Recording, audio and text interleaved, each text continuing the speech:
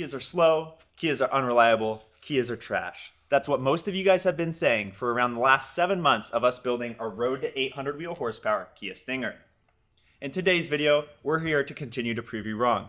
As we've been doing for the last 15 years here at Burger Motorsports, we're here to take it up to a new level. This video starts off earlier this year at Texas 2K when we talked to Chris Miller, the owner of Pure Drivetrain Solutions, regarding our biggest concern with this car, the transmission. Once you get around 500 to 600 wheel horsepower, as Payam discusses in this video, these transmissions are known to slip and can't hold the power. We then take the car over to Chris at CM Builds. He builds a one-off turbo kit for the Kia Stinger, utilizing a 6266 Next Gen Precision Turbo. Also while at CM Builds, our good friend Rowan, who professionally does 3D scanning and 3D printing, comes by to help map out the intake manifold on the Kia Stinger to get us ready to be able to make the all-new port injection system for them. Once we're done over at CM Builds, we head over to Terry's to go check out the all-new JB4 Pro system. Terry has a few things to go over. This is going to be an entirely new JB4 system featuring a ton of new features and extra I/O availability. After Terry goes over everything on the JB4 Pro, we take the car back over here to BMS to get it onto the dyno, pull the all-wheel drive fuse, and begin making a ton of power. I don't want to share much more, so you got to stick around for the rest of the video. I hope you enjoy. If you guys are new here, please make sure to like, comment, and subscribe down below. Okay, so you're already familiar with it. Yeah, we've had people reach out. I just don't know how big the market is. It's huge. Yeah. Transmissions? Yeah, definitely. We're definitely getting more of them than we are even of the new Nissan Z.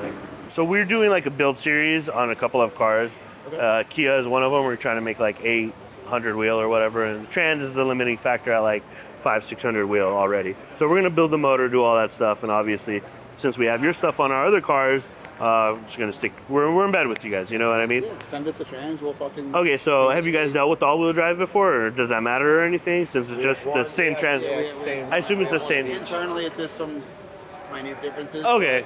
For the most part, the hard parts are very, very similar. So what do you do as far as just upgrading on that? If That one we did the shaft. There's an internal shaft for the basket. Okay. We made it's a two-piece and it's like friction welded. Okay. So we went in and we reinforced that. We saw that was the first thing, and then end plates, pressure plates, some piston stuff, the pump gear. The stage 2, we think the intermediate shaft in the center of the transmission, but we won't know until he starts making over 800. Cool. Perfect. Hey, it broke. Well, we're the only people that are going to be doing that. So we technically have two of the Stingers that we're going to build, either one into a drift car or one into a drag car. Right.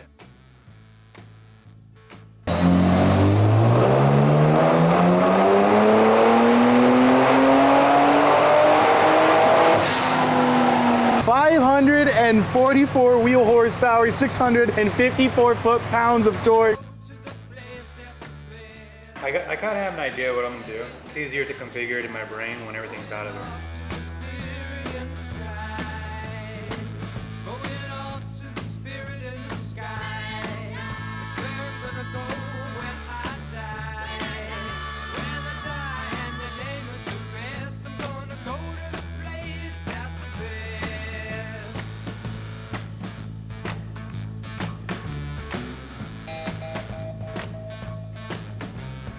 So people were asking if we still had the secondary cats and resolators. Yes, we definitely did. Even though it was open muffler, we still had that, which does make sense to why the car was so quiet. Remember when I was talking about it? Also, we did notice, Chris is pointing out the total pancake design on the exhaust. So I wonder if we could have made more horsepower if it was a little more free-flowing, but who cares? Doesn't matter.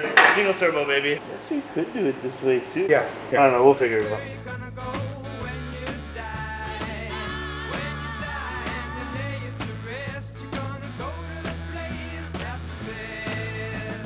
Are we doing a hood dump? Yes. Yeah. Wastegate 1 is going to be somewhere like this.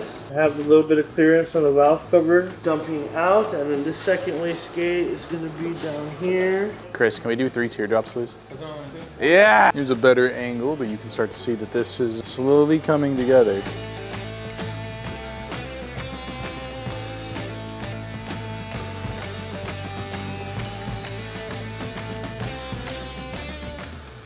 we got to pause for now because we have a special guest today. We got KJT in the house. He's going to be working on doing the ARP 2000 head studs, and he's going to go ahead and install them. So hopefully we don't lift the head when we're pushing higher boost with this big precision turbo.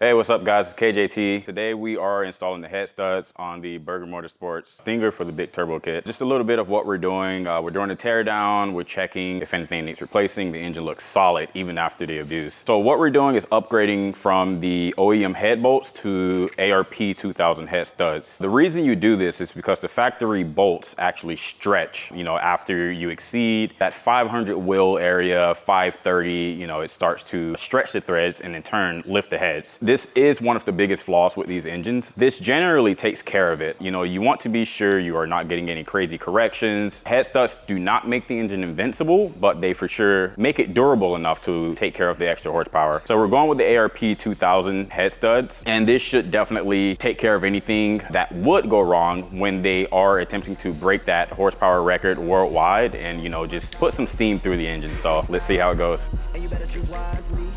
That's my high. 1, 2, 3, 4, 5. The clash of the bolts. So I made a boo-boo, and apparently I guess we lifted a little bit, tiny bit, little bit. I don't know. We'll find out once we pull the head, right? We'll see some corrosion and some blowout. Sure, yeah, you for sure right? see it. We should. I mean, at least because we did measure, we do see some bolts stretched. Yeah, I guess we'll at the next step, we don't really know. I guess just start to remove the head and see what damage we actually see through there. So now we're gonna remove the heads. We are going to fortunately replace it all. We have brand new gaskets here. I always travel with extra parts like that just in case it's situations like this. So we're just gonna remove the heads now, get that all cleaned up, make sure there's no warpage, which I highly doubt there ever is. Replace the gaskets, slap it all back together, and be up and running by tomorrow. It's a little bit more work. Kind of unfortunate, we kind of wanted to do the swap one at a time, make it quick and easy to show people, that this is kind of doable. But again, it is doable if you don't go for records like we did,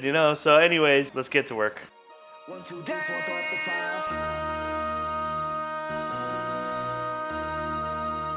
MC, make another hit. This ain't what you want. Project.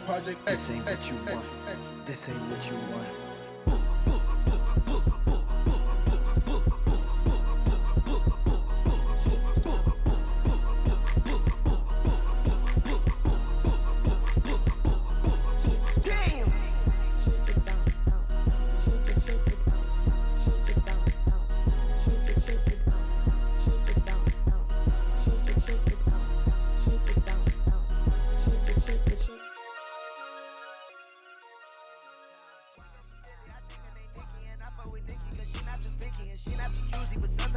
I play with a kitty until it gets sticky. I'm moving the beat, chill like an alien. Chop with the 50, my Uzi is ready. Say I turn to the boss, can't deal with no middleman. Anthony Davis, don't deal with the pelican. Straight out the mud, we got that work to turn you to the ground. Hey, what's up guys? So we finally finished the head stud install. We ended up removing the heads because we saw some signs of head lift. So we removed the heads, we changed the gaskets, got everything cleaned up. Head studs are in now, new gaskets, engine is completely sealed and ready to run. So now we just wait for the turbo system, finish that, whatever is needed, the welding and, fitting all of the pipes. From there, it's gonna be put together, the engine's gonna be running, everything's set, and then it's dyno time.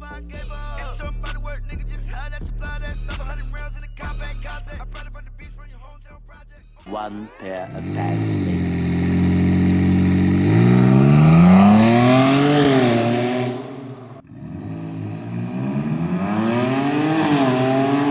Not bad. So it's only revving like 56 600 right now. They just got the flash working. Like, you got to remember that this stuff is new. This isn't something that's super documented. We're going to be the only company online documenting this car and this platform to this level or to this extent. It's going to sound way better once the boost goes up like a ton. Alrighty, Payam, what are we doing right here? Honestly, I don't really know. You don't know, bro? No, we're doing the infamous brake snip. The car doesn't know that the brakes are on, so it lets you load it up when you're holding the brake. So that's pretty much what we're doing. So we can technically cut that, put it on a two-way switch, hold the brake, load it up, and that's how you're gonna get some good launches. This is a point of no return. The point of no return. Yeah, point of no Why? return. What? Careful, SpongeBob, careful. We're about to find out right now if it's gonna help. Cut it.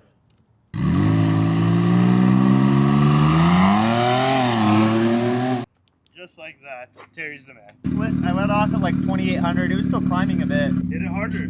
We've had customers running, 1.6, 60 foots with the brake snip. So I'm sure with the all-wheel drive and loading up this turbo and getting it like fully dialed in with the flash and the TCU, I'm sure we could probably get it out, on a 1.5. Do that with 800 wheel, easy mid 9 second, higher 9 second car, dropping 145. That'd be good.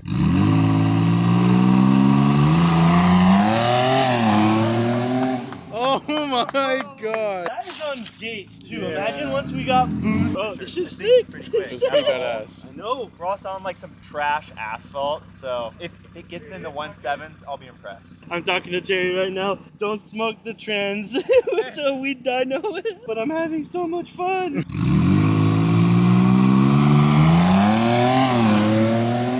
That was good.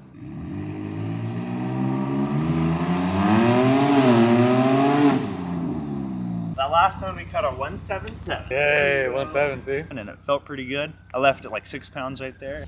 Hey guys, Terry here.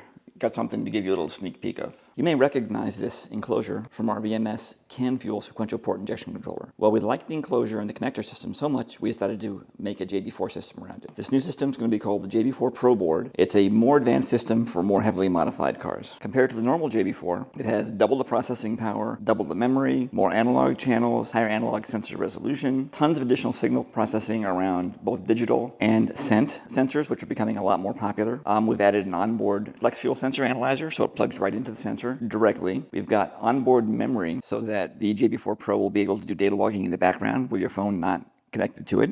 Speaking of logging, it has a built-in Bluetooth chip on the board itself, so you don't need any additional plugins or anything like that anymore. And most importantly, for our Kia Stinger single turbo project, it has 4 additional high current outputs, which can be used to directly control CPI, methanol kits, high current solenoids like we're using here to control this beast, solenoid, secondary fuel pumps, a lot of additional stuff. So this is going to be a big leap forward for JB4 customers, but we're still in the very early phases of development here. This is actually only the second system that we have in use in testing. The first one is over here on our big turbo B58.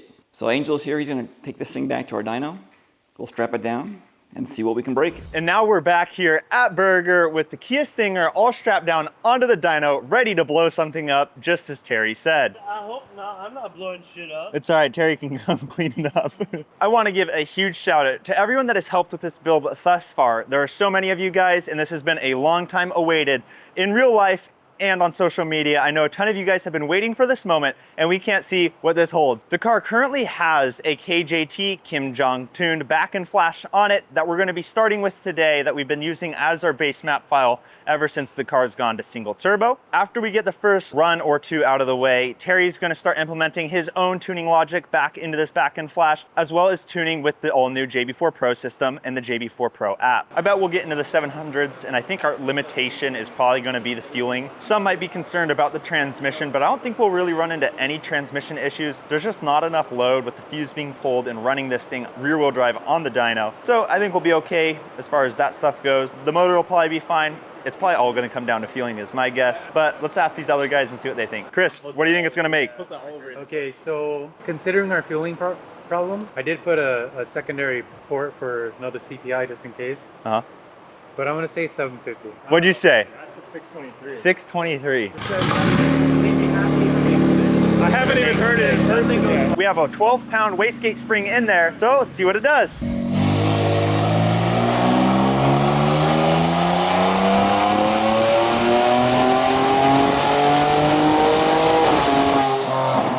We just got a new TCU flash from Terry that's going to allow us for a longer or different shift point and for us to stay in manual mode so it doesn't upshift during the dyno run. Load that up right now, which we're doing, and I also got a mechanical boost gauge so we can double check our scaling versus the new boost sensor. Once it's finished loading, we're going to re-dyno it and see what we can get.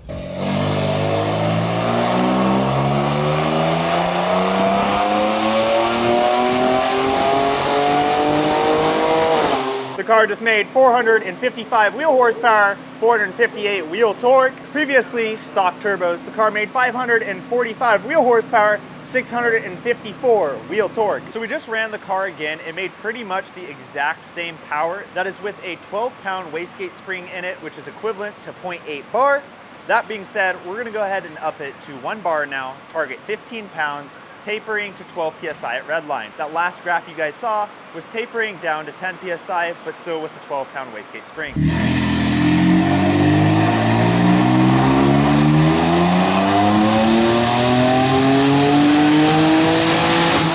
16 PSI, 545 wheel horsepower, 531 wheel torque. I think Cannon mentioned earlier, 1 PSI is totaling 25 wheel horsepower as we go. So as we go up, we're going to get diminishing returns, but so far it looks good. We're probably going to crank up timing, crank up boost. We're going to see how much we can go.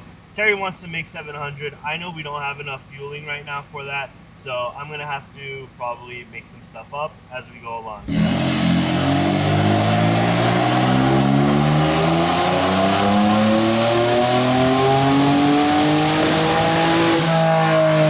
Here's a graph comparing our last run versus the 16 PSI run that I mentioned earlier. Car made 555 wheel horsepower, 541 wheel torque at 17 pounds of boost. Up here you can tell in the 5500 and beyond, see the car wanting to carry out to around 570 wheel horsepower, but there's that little dip. That little dip right there is coming from a crashing low pressure. To go ahead and resolve this crashing low pressure issue, Payam's gonna go ahead and rig up the all new Fuel It Stage 3 low pressure fuel system for the Kia Stinger. So as Cannon mentioned, we are going to go up to the Fuel It Stage 3 and we just need more low pressure. We're monitoring that right now through our E85 sensor kit from Fuel It. We also have the Stage 2 high pressure fuel pump and we have CPI. So this is basically the limits of the low pressure. Even though if you have the turbo to go for it, this is the limits of the low pressure on full E85. I'm gonna go upgrade to Fuel It Stage 3, which will be available on the website by the end of this year.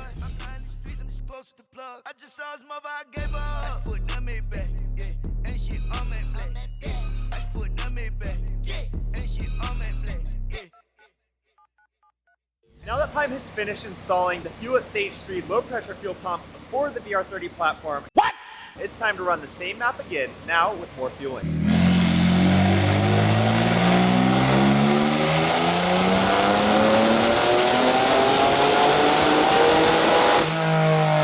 And you can tell in the graph here as well, the car has made 568 wheel horsepower, 545 wheel torque. That is still at the same 17-pound map.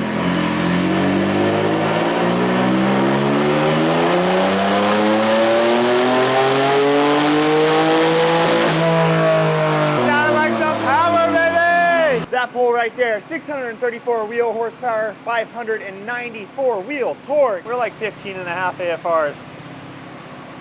So we added fuel bias because as you guys saw, it got lean. So we're basically maxing out the CPI 1500 with the Stage 3 low pressure fuel pump. Red line, we're at still only 22 PSI. IATs are not even budging. They're just at 98 the whole time. And what is ambient? Ambient is showing 89. So we're only 10 degrees over ambient, which is insane. How much higher up are we going to be getting with this thing? Go ahead and drop a comment down below before you went any further what you think this car is going to top out at or possibly blow something at.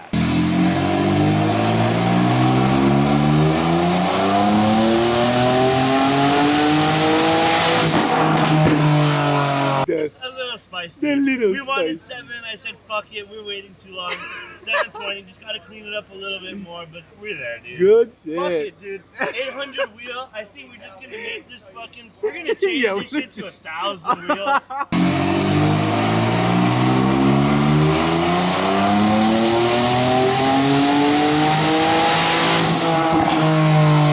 We're out of cycle, so we got to either up the springs or go to 4-port. Probably out of fuel too. I'm definitely maxing out that CPI, so can't wait until we get a port injection kit, but until then we might even just do dual CPI. I don't know, I'm just having so much fun, and so is Terry. We were in uncharted territory, but everything we've done has been working fantastic. This is going to be sick. All right, what are we about to do? 28 PSI, going to do the same thing. Last run of the night. 768 wheel horsepower was the max right there. Same flash, same settings, absolutely no tuning changes. Just let it cool down for about 20 minutes. Let's see if the Kia Stinger can hit 800 wheel horsepower.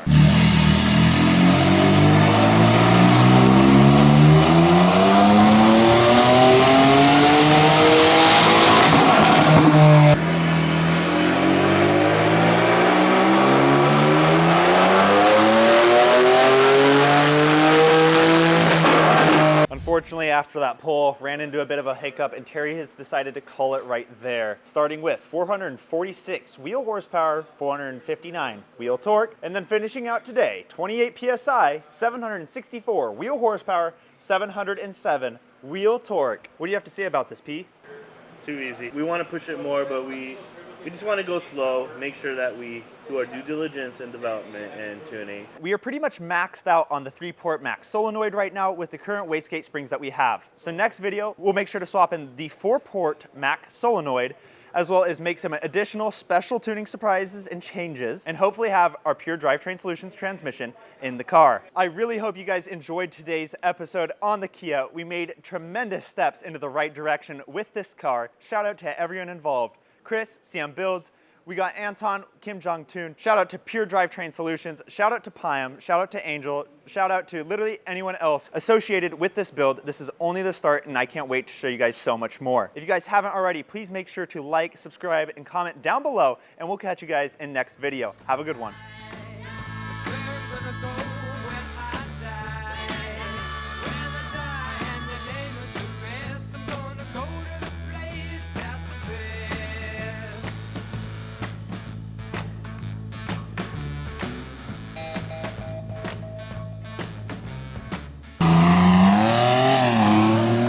And who didn't believe in us?